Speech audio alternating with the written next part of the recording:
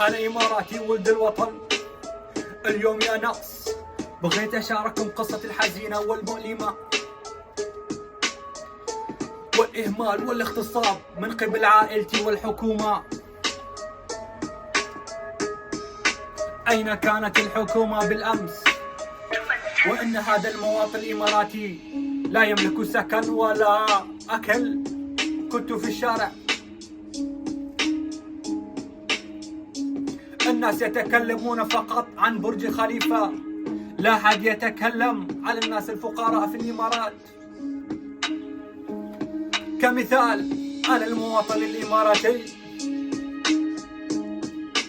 يا ناس لا تخافون، تكلموا عن الواقع. لا أريد أحد أن يجرب حالتي وقصتي المؤلمة.